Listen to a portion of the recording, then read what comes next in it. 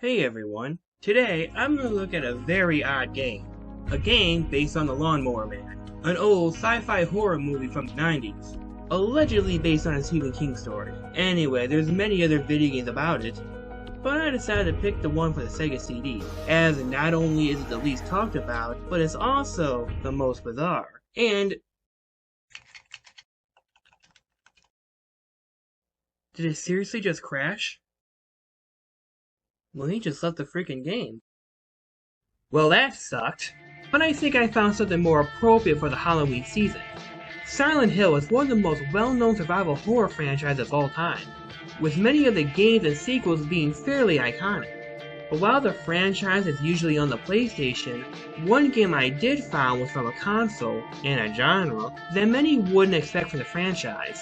That being a visual novel from the Gameboy Advance, something I would imagine being a very odd gem of this franchise. Typically, when a franchise does this, it's usually when there's multiple games, as a way to get people caught up to the story. But this was only made 2 years after the original, and it sold poorly, as the visual novel was not released in the US. I imagine they saw many people wouldn't be interested, but despite having no official US release, it was fan-subbed in English. Now, I haven't played any of the Silent Hill games. I know, a crime due to inaction. Though I have heard a lot about the franchise. Like, I know there's a character called Pyramid Head who's very iconic. Silent Hill 2 is considered to be the best one. I think the dog was behind every single one of the games too. And Silent Hill 3's twist was that the demons in the game were actually people, and one of the characters had anxiety of being circumcised. Now, I was interested in the game made by Hideo Kojima, and I wanted that to be my first. But so much for that. But you could also blame my decision for selling my PS2, or being incredibly lazy. But hey, the visual novel for the Game Boy is based on the first game, which means I could experience the characters and story totally blind. Since I'm going to be playing this blind, I want the visual novel to speak for itself, to see how this adaptation would introduce me to Silent Hill. So, in a way, I'm reviewing Silent Hill at home. So what better way to get into the franchise than this? Well, by playing the freaking game. The game opens with our main protagonist, Harry Mason, who just so happens to be a writer, which means he's an author self-insert, or it's a huge reference to Stephen King cliches. He is driving to a resort located in Silent Hill, along with his 7-year-old daughter, Cheryl. This is my first game, and even I know that's a bad idea. He crashes, see what I mean? He crashes after seeing a woman in the middle of the road. He wakes up to discover his daughter has already been kidnapped, and adventures down to Silent Hill to rescue her, which appears to be an abandoned town with snow falling, far from a resort. After being approached by a horde of monsters, Harry blacks out into a diner where he meets another main character, Cybil, a cop who ended up in Silent Hill 2. She gives Harry a weapon to protect himself, but since Harry has no experience with a firearm, she teaches him how to use it. And you have the option of accidentally grazing her in the face. Wait, what? Did I read that right? Jesus Christ. It almost blew her face off. Did that actually end the freaking game? That's hilarious. My first impression of the main character is already destroyed. Now listen to me. Before you pull the trigger, know who you're shooting. And don't do it unless you have to. And don't go blasting me by mistake. Yeah, thanks. Throughout the game, you get choices on Harry's actions, like what I did very earlier. Most of it is there to look like you're doing something, but very few choices determine what ending you get. There's a few, bosses in the visual novel, though I imagine these aren't actual bosses, they're just notable encounters in the actual game, where you could choose your course of action of how you handle, and from what I've gathered, you can't actually lose. And the monster sections themselves look very cheap. Meanwhile, the rest of the game does try to have a decent presentation, but it's just screenshots of the game, which admittedly look very decent for the PS1. But they're a lot more sloppy since they're pictures on the Game Boy Advance. Oh my god, is that Pyramid Head? Oh, never mind. The game is very linear. It's not a point-and-click game at all. Like, you just go from place to place as the story scrolls. And Harry will go to many places, like a school, library, lighthouse, an amusement park, places I imagine were very fun to explore. So you think they would have, I don't know, some excuse to show off the environments? This really is a novel. Like it's less of a game than Girlfriend of Steel, the other VN I just played. And then at least had some point and click sections, which looked nice because it felt like they were from the actual show, until they said screw it and take photos outside their studio or something. Harry finds some phones in the school, but it appears to be out of service with no way to get help.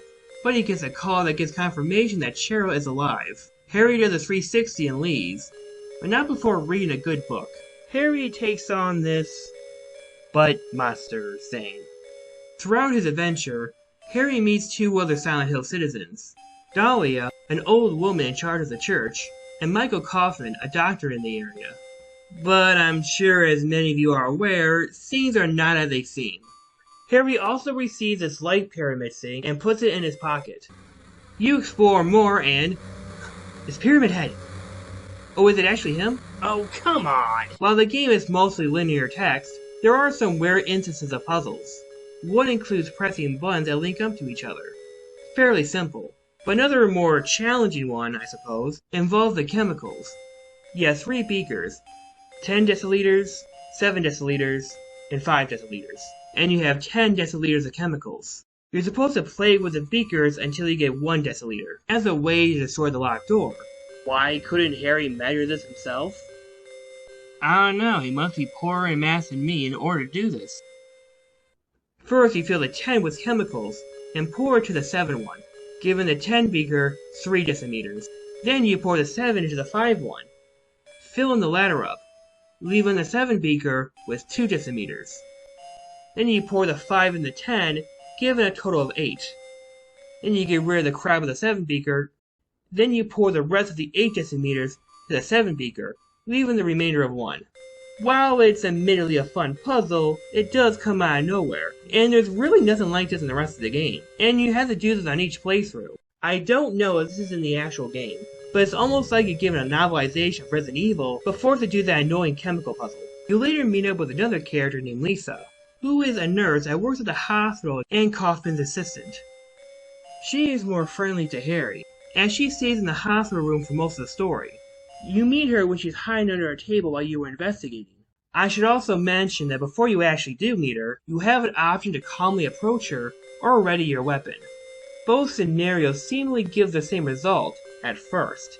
While the scenario plays out the same, in the specific scene, readying your weapon can change the story drastically. Harry enters in the shopping mall town center, and sees his daughter one more time apparently being tortured. And yo, is that a Pokemon reference? Harry explores more and... oh shit, it's Pyramid Head! No, it's just a giant caterpillar. Is Pyramid Head even in this game? Hold on. First game, Silent Hill 2. Oh god damn it! The caterpillar comes back as a giant moth. You can choose to shoot the wings or the head, but it doesn't really matter. I get the impression this is more climactic in the game. We meet up with Kaufman once more, but he gets really suspicious when Harry sees his chemicals in his bag. He also meets up with Cybil on a boat. Dahlia talks some crazy shit and tells him to go to the lighthouse, while Cybil informs you that she's going to explore the amusement park. One aspect I've yet to bring up is Alyssa, a mysterious girl that Harry finds out the more he explores Silent Hill. She appears as a spirit from time to time in the game, and she's apparently some sort of anti-Christ-like figure. And 7 years ago, there was a fire where she was badly burnt, and she was kept alive because of her status by a cult. You encounter her in the lighthouse. You continue the story by going back to the boat. Cybil doesn't come back, so you have to check the amusement park to search for her. The amusement park is described as suspicious. I can't really tell because the picture quality is too dark to see. Cybil is there, but appears to be possessed. However, when you first meet Kaufman, you have the option of getting a knife or an empty jar. Taking the jar allows you to fill it up with some strange liquid, which can remedy her possession. It is also confirmed that Cheryl isn't his biological daughter, and it appears that she has some sort of connection to Silent Hill. Alyssa is shown once again, and throws Harry across 30 meters, that you don't see of course. But the pyramid light thing saves him by piercing Alyssa with light, and Dahlia chimes in to berate her, confirming that she's the main antagonist. As Alyssa was suffering from her burns, it appears that her soul was split into 2, and she was reborn as Cheryl. Oh yeah, and there's this mini game where you find a key. Harry interrupts the ritual, but not before Kaufman chimes in to have his own revenge, due to being used by the cult. He tries to kill Alyssa with some chemicals or something, but Alyssa becomes an incubus. And this is a final boss, I think. Alyssa gives Harry a baby, who is a reincarnation of her and Cheryl, that Harry takes on as his own, and from what my understanding gets a name change to Heather, and becomes the protagonist of the third game in the near future installments. Now there are different endings, done by going through different paths in the story. Like I said, when you meet Coffin, you get either a knife or a bottle. But then you have some that are very strange, and I don't mean that strange, just narratively strange. When you meet Alyssa in the lighthouse, you have the choice to chase after her, and you are given another option to jump or return to the boat. Now if you jump, things will play out mostly the same with very little difference. But if you decide to chase after her and go, fuck it, going back to the boat, the game just ends. It flashes forward to 7 years, with Harry writing a book of all the events, which I guess means all the events happen, but the story gets cut off. And considering this is a flash forward to 7 years, Cheryl hasn't aged a day. Then technically it's not really Cheryl, it's just a reincarnation of Cheryl, or Heather, or Proto-Heather, whatever. There's also a choice tree afterwards, but it's still the same ending really. In the end, they decide to go back to Silent Hill again for some freaking reason. There's also one where you go to the amusement park instead of a lighthouse. The chain of events leads you to find a different door where you get hit by a car or set on fire. I think this is the bad ending. As I said before, when Lisa shows up, you have the option to approach her calmly or ready your weapon. Nothing seems strange at first. Eventually you find Lisa dead, Kaufman dead, and Cybil, I think. And Cheryl comes back with a gun in her hand, and you have the option to let her shoot you, or force her to give you the gun back. If you just give up, Dahlia tells you that you were the one killing Lisa, Kaufman, and probably Cybil. And it appears that you return home with Cheryl, or is it Alyssa at this point, and Harry is just sulking on his desk all day. Now, in my opinion, I really doubt Cybil's death here, and you'll see why in the second ending. Typically, these two options will just give you a similar ending. But this choice have two very radical different endings. And by the way, this is the first ending I received in the game. So if you tell your daughter to stop playing with the gun, Cybil heroically kills your daughter. But that wasn't really your daughter. And she also revealed that Dahlia was the one who killed Kaufman and Lisa. So Harry and Cybil continue their search for Cheryl. This is strange for many reasons. One, it implied that Dahlia was gaslighting Harry in the other ending, which I guess makes sense. Where was Cybil during all this? Was she alive in the other ending too? 2. Was Cheryl even real in the other ending too? Throughout the story, Lisa and Kaufman's mortality are in question. So would they be even deader? And 4, it's very easy to get this by accident, like I did. I mean, I admit my reasons had different motives, but I didn't expect to skip most of the story. And plus, this one wasn't really an ending. It felt super anticlimactic, and I didn't even know it was the ending when I finished it. Once you beat the main story, you get to play as Cybil. So now you get to play as a female protagonist. Yay! But she's a cop, so she's one of the bad ones. But for real, this is actually the more interesting part of the visual novel, because she wasn't playable in the original game. However, her parts are shorter.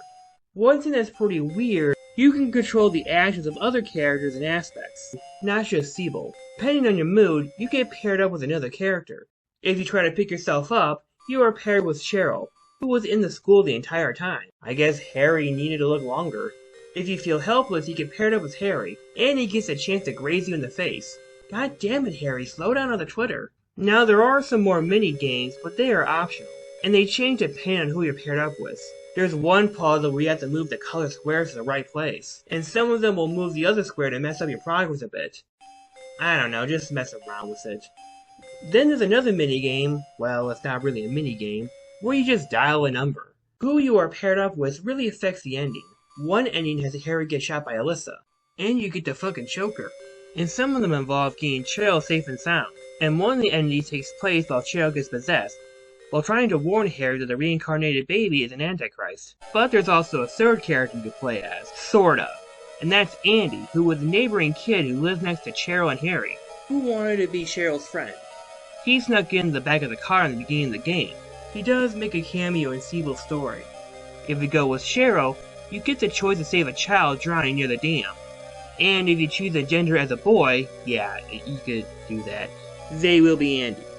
And then he throws her off the dam too. I guess he doesn't want to be friends anymore. What's very interesting that he's a character introduced in the visual novel, and his section is technically lost media. They were as DLC. I wonder what Pokemon cards for the e-reader this story came from. Okay, they weren't from e-reader, but they were from some phone add-on service thing. And the service is discontinued. And there were going to be 4 sections, each based on the season. However, I could only find information on the spring one. There are some images being posted. I'm not really sure how the story goes from here, though there appears to be some character moments with him and Alyssa. That sounds interesting, though I get an impression it's more mundane than people think. So I decided to take a look at certain scenes in this game. The visual novel is really just a bare bones of the story. I imagine there's plenty of other horror elements absent from this adaptation in general. Sure, it could still work, but in my opinion it wasn't told well here. Also, it appears that the Gameboy Advance version added a Pikachu during the torture scene. It's a weird way to promote Nintendo. They even messed up certain character moments. Lisa and Kaufman are very underwhelming. Specifically in the visual novel. To elaborate, let's look at the first scene with Kaufman. When we first meet him, he sticks a gun at you. When you duck, he simply just puts it away. But there's also an option to use your gun too. Nothing really seems too out of the ordinary. I mean, in context, it makes sense. There's demon monsters walking around, so it doesn't really seem too unusual. If anything, some of the dialogue he says just comes off as cynical. But this is how the scene plays out in the game. Hold it! Stop! Don't shoot! Wait! I'm not here to fight. My name is Harry Mason. I'm in town on vacation. Thank God, another human being. Do you work here? I'm Dr. Michael Kaufman. I work at this hospital. Now, I'm sure there's plenty to speculate on Kaufman's character here, and bad voice acting aside, it does give him a very shady aura, something I felt is lost in the novel version. And Lisa also just comes off as a simple ally to Harry. There doesn't seem to be a lot of build-up to her true nature. And it appears she just dies or passes out. And here's the real context for the screenshot. It's a lot more bloody and emotional in the original version. And what is this version even rated? The original game is rated M for mature, and no stuff like this is shown. Sure, there's little blood spatters, but that's nothing. Is it because it's on Nintendo? And I really want to emphasize that I don't think the story is terrible by any means. Harry is a fairly likable character, and the story has a lot of room for complexity, where I can understand why a lot of people like this franchise so much. Which is why I feel it would have been a better idea to make it a point-and-click game, if you wanted to make a minimal adaptation. Now, I know what you're gonna say, why don't you play the actual game, numbnuts? Stop yelling at me, I'm doing something different. As I said, I want to see how the adaptation stands on its own. There's been retells of other games, abridged in similar manner. Does that automatically make them bad? Think about how it was in the Resident Evil games. I'm sure many people played the Code Veronica story on the Wii game first. Though that's probably because Code Veronica isn't as popular as the mainline titles. Okay, don't shoot what I say, you know what I mean. I want to judge it based on its own merits. And remember, I am purposely focused on the story presented in the visual novel. And plus, I mean, it's a silly concept, right? It's a Silent Hill game for the Game Boy Advance. What? If a novice like me is being critical on it, then what do actual fans gain from it? I mean, the game already has more content and context. What would be the point of having a text version? And, you know, sure, I'm playing this for free, but I'm pretty sure at the time, the game cost a lot more. Like, what, was it like $30, $50 or something? And there's another thing to consider. This Silent Hill version may not be aimed towards gamers, but rather casual gamers who only play visual novels. So it might be targeted to others who haven't played the main game either, though with better motives than me. So I probably got more out of this than other people. So, in all, Silent Hill was a very sloppy game. Okay, I really need to change that line, holy shit. Overall, Silent Hill for the Game Boy Advance is a very sloppy game. I don't think it did a good job at adapting the game to being a novel. Like, Silent Hill is a video game. Games have their own structure, and it just did a poor job at emulating those moments. Many of the boss segments felt very anticlimactic, some of the moments feel very nullified, being only in text. and it doesn't take advantage of many of the great scenery in the original game. Ironically enough, for a visual novel, the visuals kinda suck. Maybe I should play the game itself. I would only really recommend this game if you're generally curious, as it really does seem like a strange idea. But hey, I did technically beat Silent Hill 1. I didn't watch some YouTuber talk about it. I technically played a version of the game that was official. So that means I could just put Silent Hill 2 in my backlog to-do list. Like Metal Gear Rising, Spider-Man and Miles Morales, Undertale, Super Mario Odyssey, the Shantae games, Death Stranding, Far Cry 6 is coming soon, and Pokemon Legends, and the Gen 4 remakes. Nah, you cut that one out. But it's in my comfort zone. Cuphead. I just found out it's on the Switch, so I can't use the Xbox exclusive as an excuse anymore. Final Fantasy 15, Lawnmower Man 2 Cyber War, Life is Strange. Actually, cut that one out, the politics sound annoying. Resident Evil 2 Remake, Resident Evil 3 Remake, Resident Evil 7, Resident Evil 8, Resident Evil... Nah, I'm good. Grand Theft Auto 5. Now I have beaten the original, but I haven't played the one with the first person view. Nier Automata, Telltale's Walking Dead Season 4, Persona 5. So once I'm done playing all these games, I'm sure I'll get to Silent Hill 2 in no time. The Devil May Cry games, the Yakuza games. Oh yeah, the No More Hero games are on the Switch, so I should probably put those in. Oh my god, what is wrong with me? I totally forgot Watch Dogs. How could I forget? It was such a memorable game. Also, there was that Blair Witch game that came out a few years back. I heard that was pretty decent. And all the Wii U games I missed are on the Switch too. Oh, there's also the GTA Definitive Edition. Okay, I should probably stop because I think I lost my gamer card.